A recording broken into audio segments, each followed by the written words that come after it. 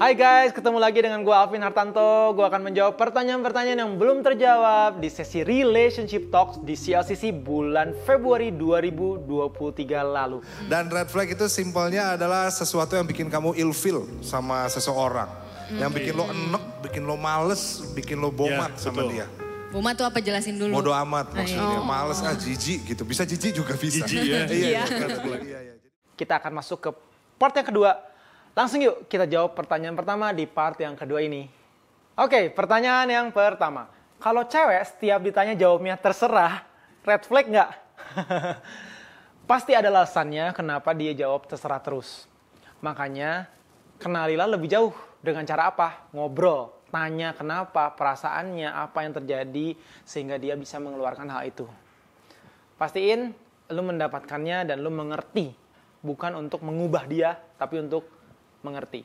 Kedua, ciuman sebelum nikah boleh enggak? Oke, jujur aja bahwa yang mau kita penuhi itu adalah tangki cinta, bukan tangki nafsu dalam yang namanya berpacaran. Kissing itu bisa menjadi pintu gerbang ke aktivitas-aktivitas seksual lainnya. Jadi kalau lu memang pengen menjaga yang namanya kekudusan, yang namanya cinta, bukan nafsu, pastiin jangan main-main deket jurang seksual. Ya, nanti jatuh. Jadi lu sendiri yang perlu tahu. Contoh, kalau misalnya bahkan berpelukan atau pegangan tangan aja itu menurut lu benar-benar bisa terlalu ke-trigger untuk hawa nafsunya, jangan dekat-dekat. Lu yang paling ngerti diri lu dan apa yang mau lu jaga. Apakah benar-benar ini tentang kekudusan dan tentang Tuhan hubungannya? Pastiin itu yang kita harus hargai. Ketiga, apakah tidak dapat restu dari ortu merupakan red flag? Ortu beralasan tidak sepadan dalam hal status dan ekonomi. Yes, jelas. Yang namanya restu dari orang tua itu penting. Oleh karena itu, sama seperti part sebelumnya ada pertanyaan ini, pastiin berkomunikasi lebih jauh dengan orang tua. Beranilah, karena kadang-kadang isunya adalah kita tidak bisa berkomunikasi dengan baik dengan orang tua kita. Berkomunikasi, karena mayoritas orang tua sebenarnya pengen yang terbaik kan. Jadi pastikan kita berkomunikasi lebih jauh sampai orang tua kita bisa menemukan titik tengah. Jangan menikah sebelum dapat restu dari orang tua. 4. Batas posesif itu sampai mana biar bisa dianggap red flag? Oke, posesif itu karena trust issue. Karena mungkin problemnya kepercayaan. Perlu digali lebih jauh bagaimana hubungan kalian. Makanya yuk dimentori. Kalau di CLCC ada dating class namanya True Love, bisa diikuti. Sehingga kita bisa dapat mentor lebih jauh untuk kita ngerti nih sebenarnya apa akarnya kenapa bisa muncul posesif. Kelima, apakah HTS diperbolehkan? Siapa gue ya bisa nentuin boleh dan gak boleh? Dan ini pertanyaannya pun menurut saya akarnya mungkin ada komitmen issue. Orang yang HTS pernah punya problem di masalah komitmen. Entah takut berkomitmen, entah karena pernah dikecewain, atau pengennya ngambil cuan doang, enak doang, consuming doang, tapi nggak mau yang namanya berkorban, nggak mau mempraktekkan kasih, maunya cuma dapetin nafsunya doang. Apa motivasinya dulu? Kalau ada ini, kalau ngerti bahwa di firman Tuhan jelas bahwa waktu kita membangun hubungan itu kita artinya mengasihi, ya, dan tujuannya pernikahan. Bagaimana yang namanya kita di pernikahan itu mengasihi seperti Kristus. Oke. 6. Kalau punya pacar, insecurean, red flag nggak sih? Jujur, capek banget. Kamu sendiri yang bisa mengklasifikasikan mana yang red flag, mana yang nice to have, mana yang must have dalam partner lu. Kalau ada yang red flag menurut lu, ya berarti itu jangan lu terusin. Karena menurut lu udah red flag. Ingat, yang namanya pacaran dan pernikahan itu bukan tempat merubah manusia. Tapi tempat untuk kita menerima dan mengasihi perbedaan itu sendiri. Karena pernikahan atau perpacaran itu proses untuk kita bersatu dari yang berbeda. Bukan menyamakan atau mengubah, tapi untuk menerima. Ya. Gimana caranya kalau kita ngelihat ada teman kita atau pasangan kita insecurean? Ingat, tinggal dalam kasih Kristus supaya rasa amannya bukan di pasangan, tapi dalam Tuhan. 7. Doi merasa kurang dihargai sama keluarga ceweknya. Alhasil doi jadi suka ngejelekin keluarga ceweknya. Setiap mereka lagi bahas keluarga masing-masing. Apa ini red flag? Again, kamu sendiri yang bisa klasifikasiin red flag-nya. Jadi kadang-kadang mungkin isunya adalah kamu nggak bisa menentukan mana yang benar-benar menurut kamu nggak bisa terima nih. Emang sih itu perlu juga momen untuk akhirnya dicoba dulu dan sebagainya. Tapi di situ perlu untuk kita mempelajari diri sendiri, mengenali diri sendiri, self discovery. Mana yang sebenarnya red flag buat diri kamu, ya. Buat saya pribadi, red flag buat saya adalah orang yang misalnya ya nggak mau kenal Tuhan dan dia nggak bisa dipercaya. Itu sulit kalau buat saya pribadi. Ini contoh saya ya. Oke, nomor 8. Kalau orang Kristen punya relationship sama orang Katolik itu boleh atau enggak? Gimana kalau udah cocok banget? Lanjut apa enggak? Rasanya udah cocok banget. Ngerasa maunya sama dia aja pokoknya. Oke, goal akhir adalah sama-sama ngejar tujuan Tuhan. In the end, kita sepakati bahwa in the end, itu tertanam di satu komunitas yang sama. Kalau menurut gua itu ideal. Kenapa? Coba membayangkan kalau kita suatu hari nanti udah menikah misalnya. Misalnya saya sebagai suami dan istri beda. Saya pengen ngajak, ayo kita baca firman bareng. Istrinya, apa tuh firman? Nah, sulit kan?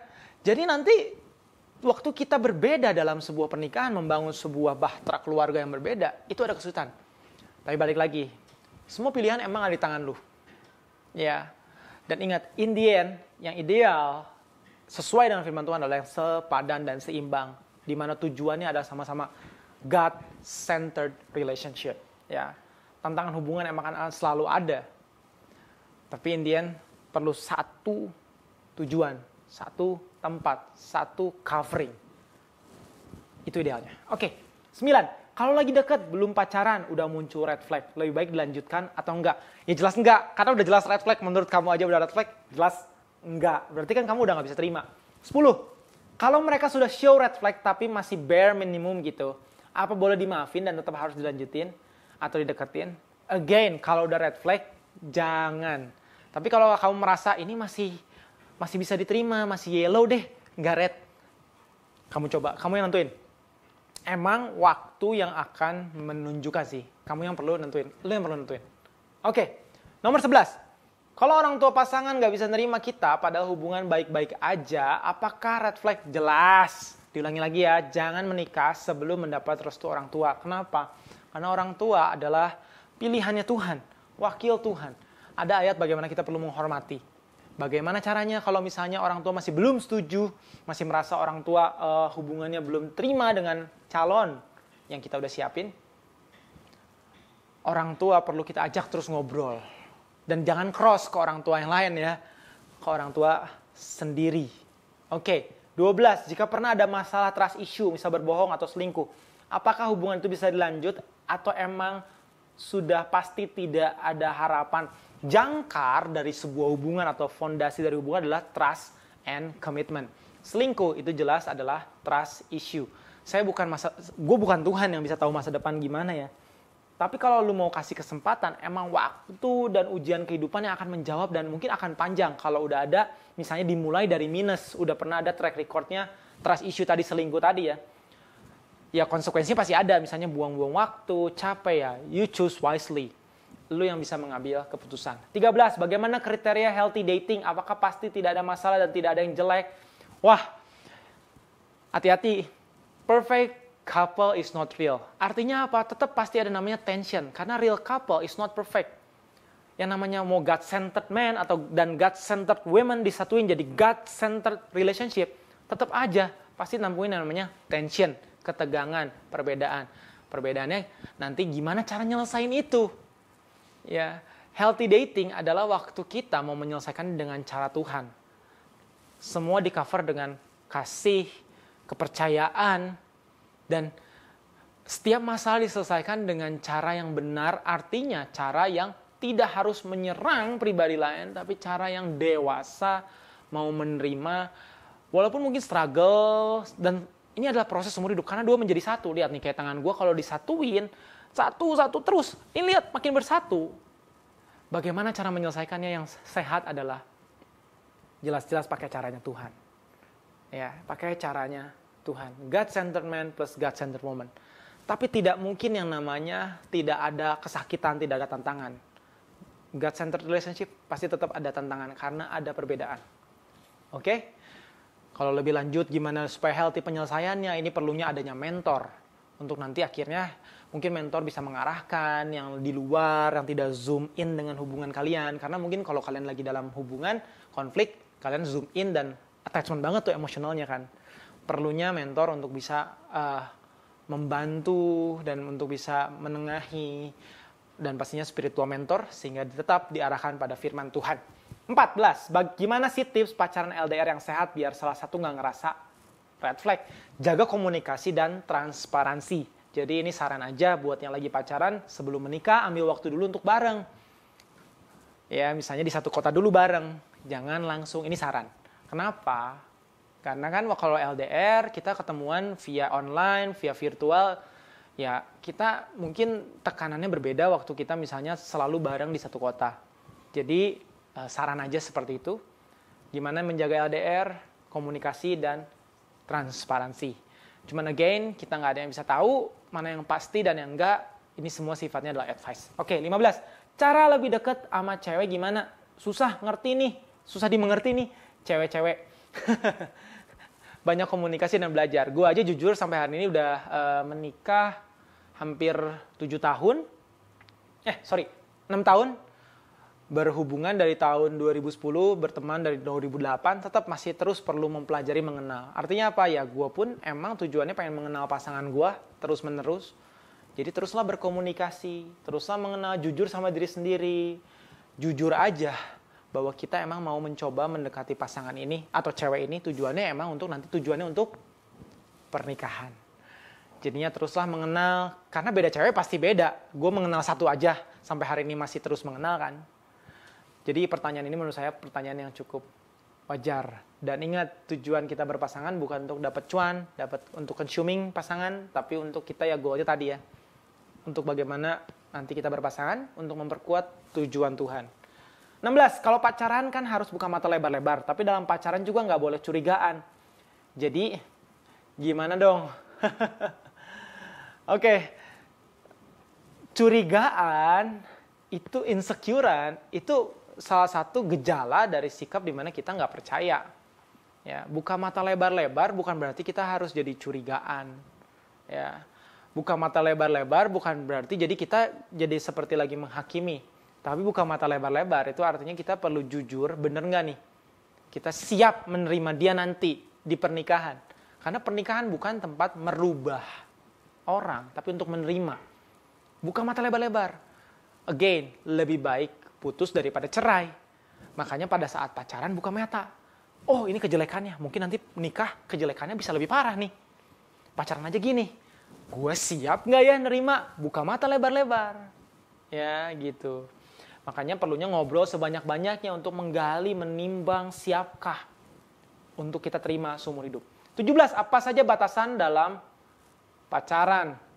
Oke, mungkin pertanyaan ini ke arah aktivitas sentuhan atau seksual. Nah, gue nggak tahu ya. Nanti kalau misalnya pertanyaan ini perlu digali lebih jauh, lu bisa chatting CLCC lebih jauh lagi. Kalau untuk goalnya, batasannya untuk mengenal, kita perlu ngerti bahwa ada 5 F dari relationship depth, kedalaman dari relationship. F yang pertama adalah face. F yang kedua adalah fact. Ketiga adalah feeling. Keempat adalah fear. Kelima adalah faith. Pastinya adalah kita waktu membangun hubungan, kita pengen mengenal faith-nya. Ya, jadi batasannya adalah ya kita ngobrol, mengenal lebih jauh. Bukan batasan dalam arti kita ini, jadi gue nggak boleh bersentuhan, jadi gue nggak boleh gini, jadi gue nggak boleh gini. Goalnya bukan untuk mengkonsumsi, tapi goalnya dalam kita membangun kedekatan dalam pacaran adalah bukan dari kedekatan fisik. Tapi bagaimana kita mengetahui 5F tadi loh. Faith, belief system dari pasangan lo itu gimana. Nah itu perlulah banyaknya ngobrol. Spiritual conversation misal. Fear, pengalaman masa lalu, mungkin ketakutannya apa. Feeling, bagaimana menghadapi hal tertentu, perasaannya gimana. Itu jauh lebih penting. Nah, daripada kita ngomong batasan tentang fisiknya, gimana ya, boleh nggak boleh ya. Again, tujuannya bukan untuk gimana kita cari aturan. Nafsu ya, cari aturan yang bisa memenuhi kita supaya nyaman dua-duanya, no. Tapi bagaimana kita bisa membangun kedekatan dari sisi 5F tadi sampai faith, kita tahu lebih dalam tentang dia. Oke, 18. Apakah hal yang kita tidak suka atau red flag perlu dibicarakan saat PDKT? Jelas, bicarakan semua pada saat PDKT. Sejauh kita membicarakan jelas. Clarity is honoring. Ya. Tapi again ya, ini perlunya trik juga sih. Kalau gue ingat-ingat zaman PDKT, ya gimana hal yang tepat diutarakannya di waktu yang tepat. Jangan semua diutarakan di awal. Ya, jadi perlu ada stagesnya juga sih. Dan ini gue nggak bisa ceritain lebih lanjut karena mungkin lu punya your own style untuk pendekatan ke lawan jenis itu ya. 19. Kalau sebagian besar waktu hubungannya LDR terus, sebenarnya apakah itu masalah pas lagi nanti hidup bersama satu rumah? Oke. Ya berarti benar-benar tadi LDR secara virtual tiba-tiba serumah ya pasti ada kagetnya. Gue aja yang gak LDRan waktu gue nikah awal ada kagetnya. Ya, makanya kenapa tadi gue ada usul kalau LDR transisi dulu misalnya 3 bulan sampai 6 bulan bareng dulu di satu kota yang sama. Jadi udah barangnya lebih banyak. Tapi again namanya begitu kita jadi serumah pasti ada kagetnya. Karena kan jadi bareng terus ya. Nah disitulah pentingnya kedewasaan bagaimana supaya tetap kita menghargai hubungan itu dengan menyelesaikan setiap konflik dan perbedaan dengan cara yang dewasa. Dengan cara yang lebih, ya tidak kekanak-kanakan pastinya. 20, terakhir. Cara kita sebagai pria untuk bisa menurunkan ego itu seperti apa? Oke, untuk menurunkan ego kita emang perlu praktek. Kita manusia yang nggak bisa lepas dari ego. Kita semua punya kedagingan, termasuk gue juga banget. Gue egois juga orangnya. Gimana caranya ya? Kita belajar untuk kita fokus tidak diri sendiri ya dengan cara apa? Melayani, serving others, care to others ya. Melayani seperti Kristus. Mentalitas Kristus itu kan servant leadership ya. Jadi kalau kita misalnya posisinya emang tinggi di dalam kantor, di dalam usaha kita, tapi kita tetap bisa melayani kok. Seperti Kristus yang adalah Tuhan juga melayani. Sehingga waktu kita melayani, fokus kita itu bukan self. Karena kita automatically, naturally, kita tuh senangnya dilayani. Tapi waktu kita memutuskan untuk melayani, seperti Kristus melayani, itu lagi sebenarnya lagi membantu diri kita untuk mengosongkan ego kita, untuk mengikis ego kita. Melayanilah dimanapun lu berada. Gereja bisa menjadi salah satu tempat baik untuk kita melatih diri melayani sesama kita. Sesuai dengan firman Tuhan. Oke, that's all part yang kedua. Semoga ini bisa menjawab semua pertanyaan lu semua. God bless you.